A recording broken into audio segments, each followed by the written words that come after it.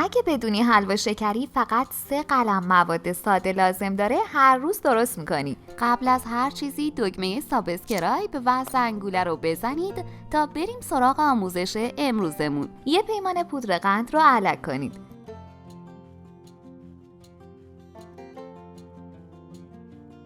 یه پیمانه شیر خشک قنادی رو هم علک کنید.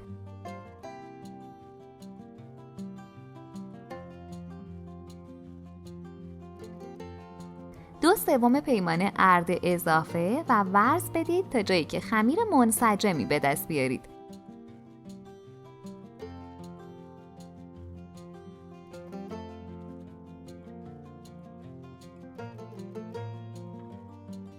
کف ظرف مورد نظر نایلون بذارید. کمی کنجد و خلال پسته بریزید.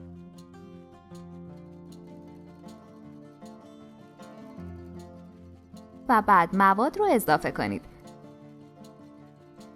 عزیزان، باعث افتخار ماست که عضوی از کانال ما باشید و دکمه سابسکرایب رو بزنید. فشار بدید تا خوب منسجم بشه.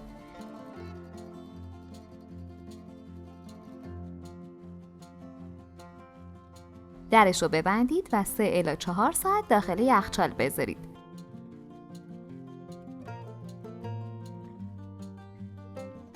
در آخر هم به راحتی از ظرف برگردونید.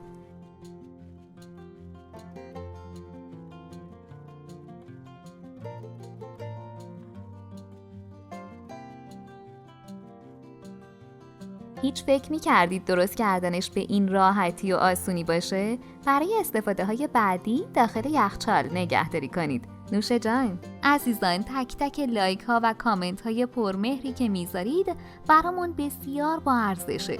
به ما انگیزه میده تا آموزش ها رو با اشتیاق بیشتری براتون تهیه کنیم. اگه این آموزش رو دوست داشتید، پس قطعاً دیدن این ویدیو برای دوستانتون هم جالبه. حتما براشون بفرست تا اونا هم استفاده کنن.